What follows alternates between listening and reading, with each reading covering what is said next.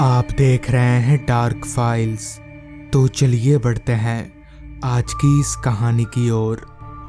मेरा नाम जगदीश है और पिछले 10 सालों से मैं ट्रक चलाने का काम कर रहा हूं। मगर उस रात मैंने जो देखा, जो महसूस किया, वो पिछले 10 सालों में मैंने कभी भी नहीं किया था। उस रात को याद करते ही आज भी मेरी रूहें कांपने लगती हैं और पूरे शरीर में एक सिहरन सी दौड़ जाती है। दरअसल बात आज से तकरीबन 4 साल पुरानी है। उन दिनों सर्दियों का मौसम चल रहा था। आम सर्दियां नहीं, दिसंबर के आखिरी हफ्ता की सर्दियां, कड़ाकेदार और जमा देने वाली। उस रात मैं और मेरा खलासी, हम दोनों ईंट से भरी ट्रक को लेकर सहारनपुर ले जा रहे थे।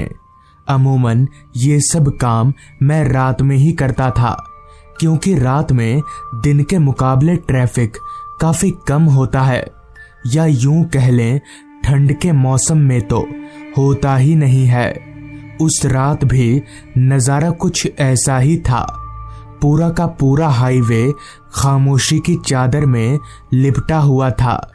मेरी ट्रक के अलावा बस एक आध ट्रकें ही हाईवे पर नजर आ रही थी। मेरा खलासी राजू मेरी बगल वाली सीट पर ऐसे दुबक कर बैठा हुआ था जैसे दुनिया भर की सारी ठंड उसे ही लग रही हो। पर मुझे उतनी ठंड नहीं लग रही थी। मैं बड़े आराम से ट्रक चला रहा था। अभी मैं ट्रक चला ही रहा था कि तभी बगल वाली सीट पर बैठे खलासी राजू ने कहा, उस्ताद, आज ठंड थोड़ी ज्यादा नहीं है? इस पर मैंने कहा, तुझे ही लग रही है भाई, मुझे तो नहीं लग रही उतनी ठंड।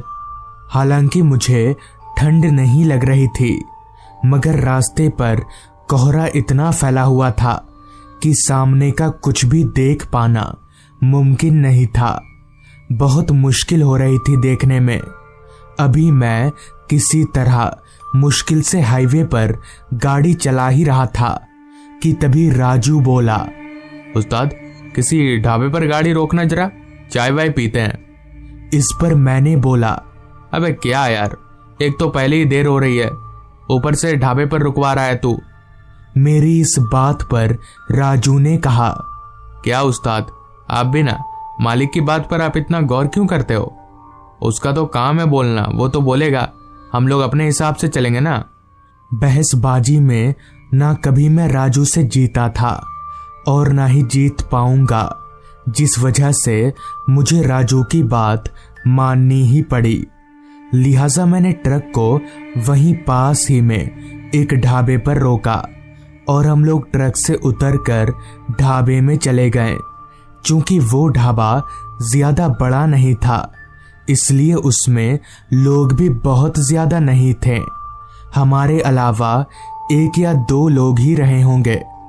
हम दोनों ने वहां पर कुछ देर भट्टी में आग का मजा लिया और चाय पीकर वहां से निकल ही रहे थे कि तभी उस ढाबे वाले ने कहा, कहाँ जाइएगा साहब आप? इस पर मैंने जवाब दिया, जी मैं तो ट्रक लेकर सहारनपुर जा रहा हूँ। इस पर उस ढाबे वाले ने कहा, इस वक्त आप उस रास्ते से सहारनपुर जाइएगा? आप यहाँ नए नए आए हैं लगता है, आपको मालूम नहीं है यहाँ से सहारनपुर जाने वाले रास्ते को कोई भी रात 12 बजे के बाद पार नहीं कर सकता, क्योंकि उस रास्ते के बरगद के पेड़ों में शैतानों का वास है। उस ढाबे वाले की बात सुनकर मुझे बहुत तेज हंसी आ रही थी। मैं बस किसी तरह से खुद को हंसने से रोके हुए था, क्योंकि उस वक्त तक मैं भूत प्रेत इन सारी चीजों पर जरा भी यकीन नहीं करता था। मुझे ये सारी बातें बकवास लगती थीं, जिस पर मैंने उस ढाबे वाले से कहा, ठीक है, जाते जाते बरगद वाले शैतान से भी मिलता जाऊंगा। इतना कहकर मैं उस ढाबे से निकल गया। मैंने ढाबे पर जब ये बात बोली, तब वहां मौजूद सारे लोग हैरान होकर मेरा चेहरा देखने लगे। उस वक्त मैं सबके सामने हिम्मत वाला साबित तो हो गया था, लेकिन मुझे ये पता नहीं था कि अभी आगे मेरे साथ क्या होने वाला है। मैं और राजू हम दोनों चलते हुए ट्रक में आए। मैंने ट्रक को चालू किया और हम लोग सहारनपुर की तरफ आगे बढ़ने लगे। वो रास्ता जिसके बारे में वो ढाबे वाला बता रहा था वो अभी थोड़ी दूर था। इतने में ही मेरी नजर राजू की तरफ उसके चेहरे पर गई तो मैंने देखा कि राजू का चेहरा अब काफी परेशान सा दिखने लगा है।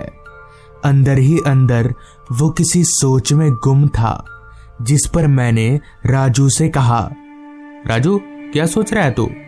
इस पर राजू ने कहा, उस्ताद मालिक को फोन करके बोल दें, कल सुबह डिलीवरी कर देंगे। इस पर मैंने राजू से कहा, पागल वागल तो नहीं हो गया तू? मालिक खा जाएगा हमें, ऐसा नहीं कर सकते हम। इस पर राजू ने कहा, पर उस्ताद वो लोग बोल रहे थे कि वहां जाना ठीक नहीं है उस रास्ते पर। इस पर मैंने कहा, उनकी बात क्यों सुन रहा है तू? वो तो कुछ भी बोलेंगे। इतना कहकर मैंने ट्रक की रफ्तार को गुस्से से और भी ज्यादा बढ़ा दिया। कुछ ही देर में हमारी ट्रक उस रास्ते पर पहुंच गई जिसके बारे में सब लोग बता रहे थे। वो रास्ता हाईवे नहीं था। उस रास्ते के अगल बगल इतना घना जंगल था कि रास्ता बहुत ही छोटा नजर आ रहा था। हमारी ट्रक के आगे पीछे उस रास्ते पर दूसरी कोई गाड़ी नहीं थी। हालांकि मैं काफी सालों से ट्रक चला रहा था, मगर इतना सुनसान रास्ता मैंने उस रात अपनी जिंदगी में पहली बार देखा था। रास्ते पर स्ट्रीट लाइट का भी कोई नामो निशान नहीं था। कहीं ना कहीं मेरे मन के एक कोने में एक अजीब सा डर पनपने लगा था, मगर मैं उस डर को बयां नहीं करना चाहता था। मैं राजू को नहीं बताना चाहता था कि मैं डर रहा हूं।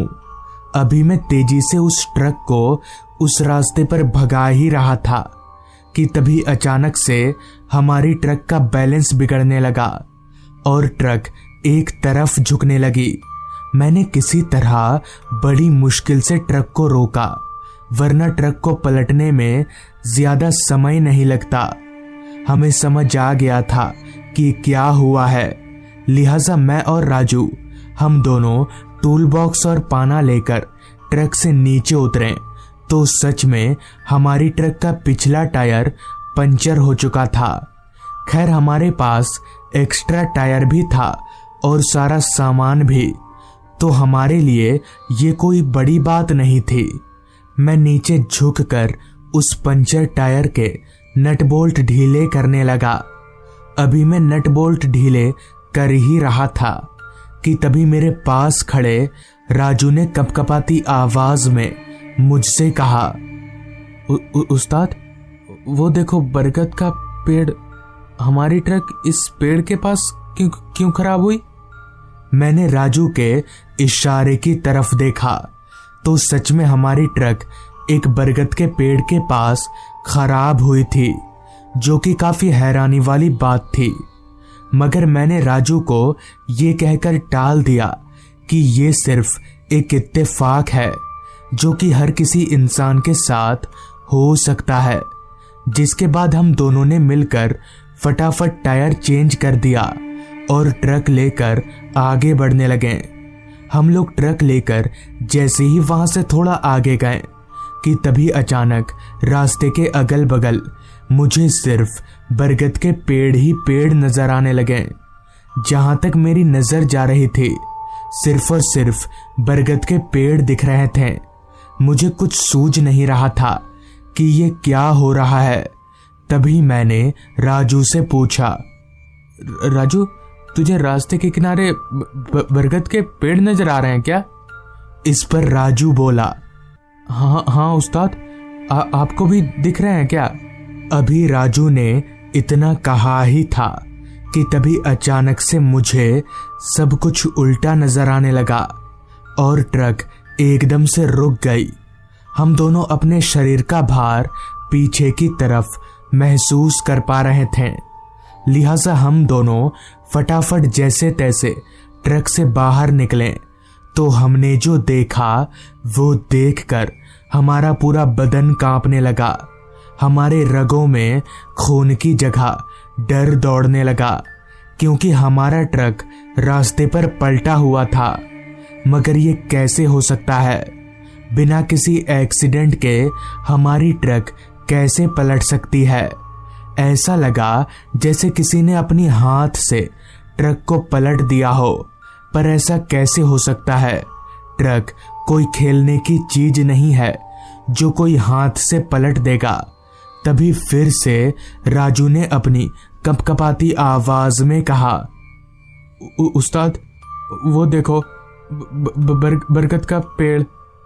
मैंने जब उसके इशारे की तरफ देखा तो पाया कि इस बार भी जहां हमारी ट्रक पलटी है वहां पास ही में एक बरगद का पेड़ है। हमें समझ आ गया कि यहाँ दाल में कुछ तो काला है, जिस वजह से हम दोनों ने उसी वक्त वहां से दौड़ लगा दी। भागते हुए हम सीधे उस चाय की दुकान पर पहुंचे और सबको सारी बात बता दी। सारी बात सुनकर वहां मौजूद एक आदमी ने कहा कि दरअसल उस रास्ते में जितने भी बरगद के पेड़ हैं उनमें शैतानों का वास है। रात 12 बजे के बाद उन्हीं के बच्चे रास्ते पर खेलते हैं, इसलिए उस वक्त कोई भी गाड़ी उस रास्ते को पार नहीं कर सकती। कालगंज बस स्टॉप से मैं बस में सवार हुआ। बस में लोग तो थे मगर काफी कम, या यूं कहें तो उंगलियों में गिना जा सके, बस इतने ही लोग थे। खैर, मैं एक सीट पकड़कर बैठ गया। रात का वक्त था और चारों तरफ सिर्फ अंधेरा ही छाया हुआ था। और तो और रास्ते पर भी स्ट्रीट लाइट का कोई नामो निशान नहीं था। चांद की रोशनी से ही अगल बगल का सब कुछ नजर आ रहा था। हम जिस रास्ते पर फिलहाल आगे बढ़ रहे थे वो रास्ता थोड़ा जंगली किस्म का था। रास्ते के दोनों बाजू बस घने लंबे पेड़ ही नजर में आ रहे थे। बस में मौजूद सारे मुसाफिर नींद के आगोश में थे। उन सभी की नींद तब टूटी जब ड्राइवर ने एक झटके से ब्रेक लगा दिया। अचानक ब्रेक लगने से मैं तो कुछ हद तक संभल भी गया, मगर जो मुसाफिर सो रहे थे उनको संभलने का मौका ही नहीं मिला और कुछ तो नीचे ही गिर पड़े। जैसे तैसे धीरे धीरे सब होश में आए तो ड्राइवर पर चिल्लाने लगे। तभी ड्राइवर बोला, अरे मेरी कोई गलती नहीं है, सामने रोड पर देखो, अचानक इतना बड़ा पेड़ गिर जाएगा तो ब्रेक मारना ही पड़ेगा ना। ड्राइवर के कहने पर सब अपनी सीट पर से उठकर सामने की तरफ देखने लगे तो सच में रोड के बीचों बीच एक बहुत ही बड़ा जंगली पेड़ गिरा हुआ था। उस पेड़ को देखकर एक मुसाफिर ने कहा, हम 5-6 लोग तो हैं, चलो मिलकर हटा देंगे पेड़ को रास्ते से। उस आदमी की बात सबको ठीक लगी, लिहाजा हम सभी बस से उतरकर उस पेड़ को हटाने की कोशिश करने लगे। मगर वो पेड़ इतना भारी और बड़ा था कि हम सब लोग मिलकर भी उस पेड़ को हटाना तो दूर हिला भी नहीं सके। जब बहुत कोशिशों के बाद भी वो पेड़ नहीं हिला तो एक दूसरे आदमी ने कहा, देखो ये पेड़ तो हिलने वाला नहीं है ड्राइवर साहब, एक दूसरा रास्ता है ना, वो जंगलों वाला। ये सुनकर ड्राइवर बोला, दिमाग ठिकाने पर तो है आपका, उस रास्ते पर इस वक्त अगर जाएंगे तो कोई जिंदा नहीं बच पाएगा। इस पर मैंने कहा, क्यों, क्या उस रास्ते पर जो हमें मार डालेगा? तो ड्राइवर बोला, वो रास्ता शापित है, शापित, भूत भटकते उस रास्ते पर, नहीं जा सकते उधर से। इस पर सारे मुसाफिर ड्राइवर के ऊपर एक एक अपना गुस्सा झाड़ने लगे और बोले, तो अब यहाँ पर क्या करेंगे हम लोग, चुपचाप चलो वरना ठीक नहीं होगा। ड्राइवर बेचारा अकेला आदमी था। डरा धमका कर सारे मुसाफिरों ने उसे उस रास्ते पर चलने के लिए राजी करवा ही लिया। खैर, हम सभी वापस बस में आकर बैठ गए और ड्राइवर ने बस को पीछे की ओर मोड़ लिया। मुझे कहीं ना कहीं थोड़ी घबराहट तो हो रही थी, क्योंकि मेरे साथ ये सब पहली बार हो रहा था, लेकिन मेरे पास दूसरा कोई चारा नहीं था। कुछ देर के बाद ड्राइवर ने बस को उस रास्ते से अलग एक दूसरे रास्ते की ओर मोड़ लिया। उस रास्ते का जैसा नाम था जंगली रास्ता, असल में बिल्कुल वैसा ही था वो रास्ता। ऐसा लग रहा था जैसे हम रास्ते पर ना चलकर किसी जंगल में चल रहे हों, और जंगल होने की वजह से चांद की रोशनी भी सही से उस रास्ते पर पहुंच नहीं पा रही थी। ड्राइवर का बॉडी लैंग्वेज और पसीने से तरबतर हो चुकी उसकी शर्ट को देखकर साफ तौर पर पता चल रहा था कि वो बहुत ज्यादा डरा हुआ है। हालांकि मैं भूत प्रेत शापित इन सब चीजों पर विश्वास नहीं करता था, मगर पता नहीं क्यों उस माहौल में मुझे बहुत घबराहट सी हो रही थी। हमारी बस एक ही धुन में चले जा रही थी। बस में सवार सारे लोग धीरे धीरे वापस नींद के आगोश में जा रहे थे। मुझे भी धीरे धीरे अब नींद आने लगी थी, मगर मैं ये सोचकर सो नहीं रहा था कि अगर कुछ होगा तो देखूंगा। मगर खिड़की से बाहर देखते देखते नींद ने कब मुझे अपने आगोश में ले लिया, पता ही नहीं चला। पता नहीं कितनी देर बाद, मगर जब मेरी आंख खुली तो बस वापस एक झटके के साथ रुकी हुई थी। बस में बहुत शोर हो रहा था, क्योंकि बस का ड्राइवर अपनी जगह पर था ही नहीं। मतलब ये कि बस का ड्राइवर गायब था। तभी एक आदमी ने कहा, अरे ये ड्राइवर कहाँ चला गया यार, चलो बाहर निकल कर देखते हैं। इस पर दूसरे आदमी ने कहा, हाँ हाँ चलो जल्दी, कहाँ चला गया ड्राइवर। जिसके बाद हम सारे लोग बस से नीचे उतरे। हम सिर्फ 4 या 5 लोग ही रहे होंगे, और वो जंगल बहुत घना था। हमें कुछ समझ नहीं आ रहा था कि अब इस ड्राइवर को कहाँ और कैसे ढूंढे। अभी हम लोग ये सोच ही रहे थे कि तभी हमें ड्राइवर के चीखने की आवाज सुनाई पड़ी। चीखने की आवाज जंगल के कहीं अंदर से आ रही थी। तभी मैंने कहा, अरे चलो जल्दी, लगता है ड्राइवर किसी मुसीबत में है। इतना कहकर हम सारे लोग आवाज की ओर भागे। भागते भागते हम जंगलों के अंदर पहुंच गए, मगर तब भी ड्राइवर के चीखने की आवाज आ ही रही थी। लिहाजा हम लोग आवाज की ओर भागते रहे। जंगल में पूरा अंधेरा छाया हुआ था, लिहाजा हम सब ने अपने अपने फोन की फ्लैशलाइट जला ली और आवाज की तरफ आगे बढ़ते रहे। कुछ देर उस आवाज का पीछा करके हम जंगलों के बीचों बीच एक छोटे से घर के पास पहुंचे। मैं अभी उस घर की तरफ जा ही रहा था कि तभी पीछे से एक आदमी ने मुझे टोकते हुए कहा, रुको, ऐसे इस घर के अंदर जाना ठीक होगा? इससे पहले कि मैं उस आदमी को इस बात का कोई जवाब दे पाता, घर के अंदर से फिर एक बार ड्राइवर की चीख सुनाई पड़ी।